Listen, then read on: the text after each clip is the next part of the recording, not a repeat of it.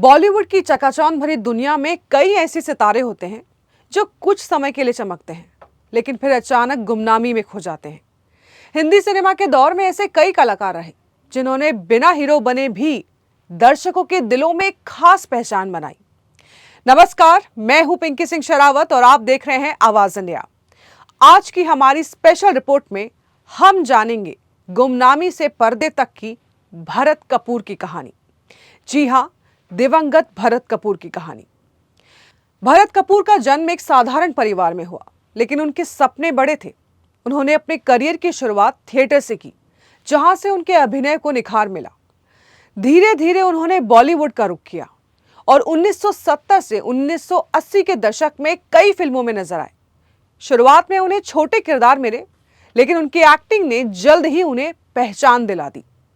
भरत कपूर मशहूर कपूर खानदान से ताल्लुक रखते थे और ये बात बहुत कम लोगों को पता है। अपने समय में फिल्मों में उन्होंने बहुत ही कम समय में उन्होंने फिल्मों में खास पहचान बना ली। 15 अक्टूबर 1945 को जन्मे भरत कपूर ने 1972 में अपने अभिनय करियर की शुरुआत की थी। 4 दशकों से अधिक के अपने करियर में उन्होंने अपनी एक अलग पहचान बनाई। भरत कपूर को मुख्य रूप से उनके दमदार सहायक किरदारों और खलनायक की भूमिका के लिए जाना जाता था। उन्होंने फिल्मों में पुलिस अधिकारी, वकील और प्रभावशाली चरित्र भूमिकाओं में जान फूंक दी थी।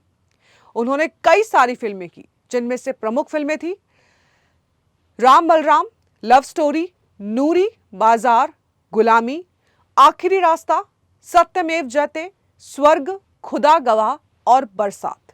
इन सारी फिल्मों में उन्होंने बेहतरीन काम किया। उन्होंने 2004 में Meenaxi the tale of 3 cities में भी अपनी अदाकारी का लोहा मनवाया था। फिल्मों के अलावा वे छोटे पर्दे पर भी बेहद सक्रिय थे। चंद्रकांता, सास, अमानत, तारा, कैंपस, परंपरा और भाग्य विधाता जैसे लोकप्रिय टीवी सीरियल्स में उनके अभिनय को दर्शकों ने खूब सराहा। भरत कपूर को खास तौर पर नेगेटिव रोल्स के लिए भी जाना जाता था। उन्होंने स्क्रीन पर खलनायक बनकर दर्शकों पर गहरी छाप छोड़ी। उस दौर के बड़े सितारे जैसे कि अमरीश पुरी और रंजीत के साथ काम करते हुए भी उन्होंने अपनी एक अलग पहचान कायम रखी। उनकी खासियत थी कि वो हर किरदार को बेहद सहज और प्रभावशाली तरीके से निभाते थे, फिर चाहे वो विलन का रोल हो या फिर कोई सहायक किरदार। उनकी अदाकारी में एक अलग ही खालीपन था, जो स्क्रीन पर आते ही दर्शकों का ध्यान अपनी ओर खींच लेता था। उन्होंने कई बड़े सितारों के साथ काम किया और अपने किरदारों को पूरी शिद्दत से निभाया। लेकिन वक्त के साथ भरत कपूर का फिल्मी सफर धीमा पड़ने लगा। नई पीढ़ी के कलाकारों के आने और बदलते ट्रेंड्स के बीच उनका करियर पीछे छूटता चला गया। धीरे धीरे उन्होंने फिल्म इंडस्ट्री से दूरी बना ली और लाइमलाइट से वो पूरी तरह से गायब हो गए। एक समय जो चेहरा बड़े पर्दे पर दिखता था, वो आम जिंदगी में कहीं खो गया। भरत कपूर की कहानी हमें याद दिलाती है कि बॉलीवुड में सफलता जितनी तेजी से मिलती है, उतनी ही जल्दी छिन भी सकती है।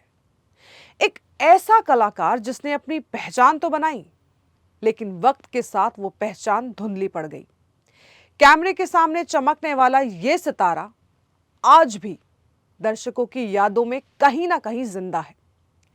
प्राप्त जानकारी के अनुसार भरत कपूर का निधन कल यानी कि सोमवार दोपहर 3:30 पर मुंबई के साइन अस्पताल में हुआ। वो पिछले कुछ दिनों से अस्वस्थ थे और बताया जा रहा है कि